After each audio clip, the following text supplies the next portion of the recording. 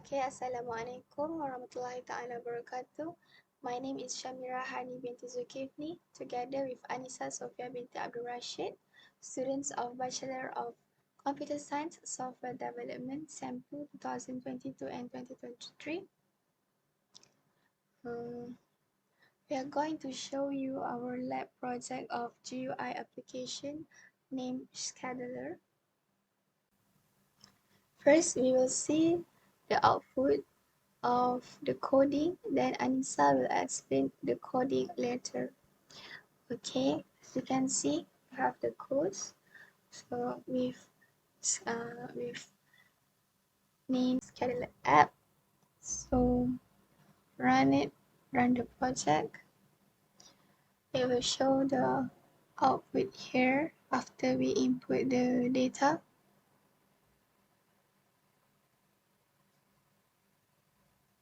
We have 5 buttons here, as you can see: save entries, add, remove, sort, view.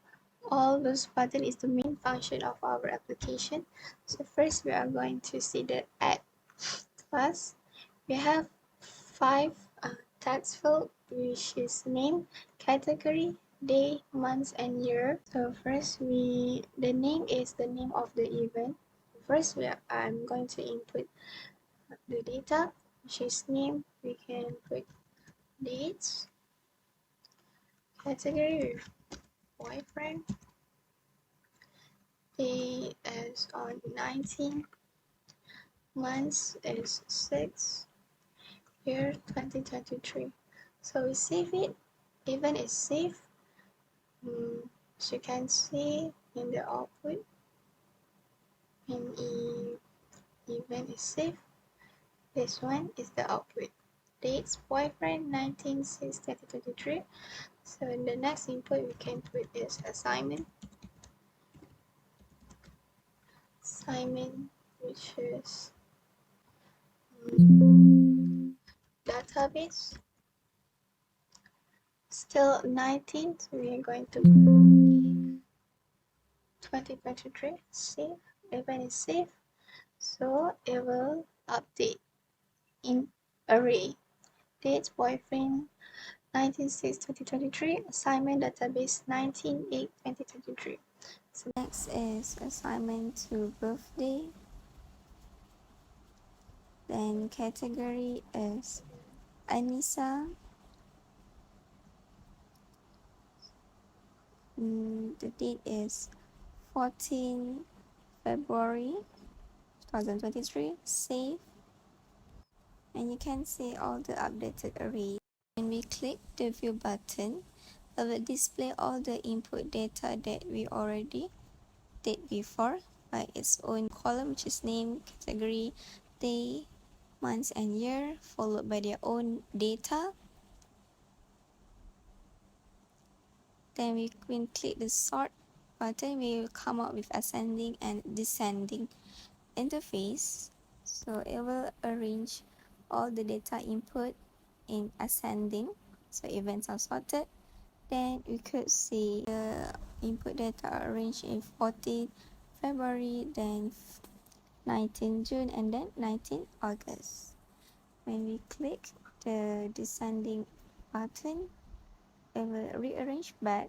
So the input data will show you from the 19 August to 19 June and 14 February.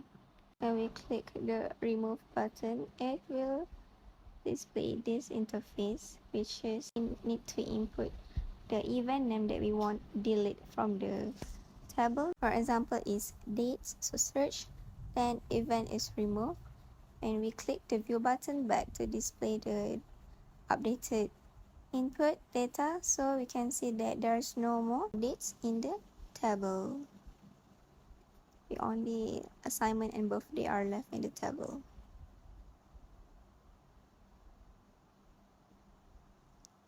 So we can see all the updated input data in the scheduler app file.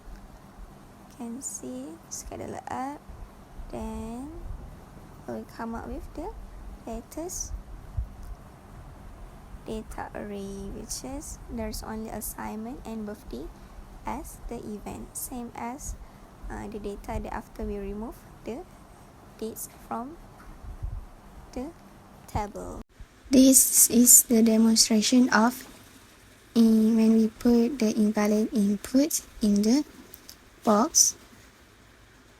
The day, month, and year should be in data type integer, but when we put the data type in string, the invalid input notification will pop up and it will be not recorded in the file. Assalamualaikum. My name is Annisa Sofea binti Abdurrashid. My matrix number is 073636. I will explain on the basic part of the coding. So firstly, let's take a look at the add function. Once the add button is pressed, a new frame will be invoked, and in this, the user will be given 5 text fields, and in this text field, the user will input the event name, the category, the days, month, and year. There will also be a button called save, where if it's clicked, the assignment of values into the 2D array will happen. And there will also be a try catch block to catch an error for an invalid input. So next, for the function of the remove button, once that is clicked, a new frame will be invoked. And there will be one text field and one button. The text field is to allow user to enter the event name that the user wishes to remove. Once the user inputs the name, the user should click on the button search, and that will invoke this action over here. Basically, they will scan through the first column of every row and find a match. Once a match is found, every column of that row will be assigned to an empty string, and there will be a feedback message saying that the event is removed. Next, for the sort function, there will be 2 buttons presented to the user. Either the user wants to sort it in an ascending manner or a descending manner. So if the user chooses to sort it ascendingly, they will call out this method, and this method will ascend it this way. Okay, so we use the collection and comparator keywords. This is where we see if the value of that column is bigger than the other. If it's true, then there will be a swapping. So similarly, if the descending button is pressed, the opposite will happen, and that is done by typing in collections.reverse and using the 2D array as an argument. So lastly, there is the show view event frame, which is invoked if you clicked on the view button.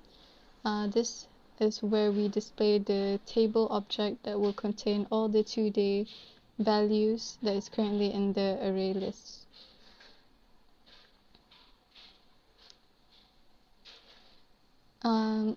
Lastly, the button for save to files will invoke this method, and this is how it works. This will write every value of the 2D array into a text file. This is where the directory is created, and this is where a timestamp is created. The reason why we have to create a timestamp is to make sure that there is a new text file each time the button is pressed. We don't want an overwriting of files.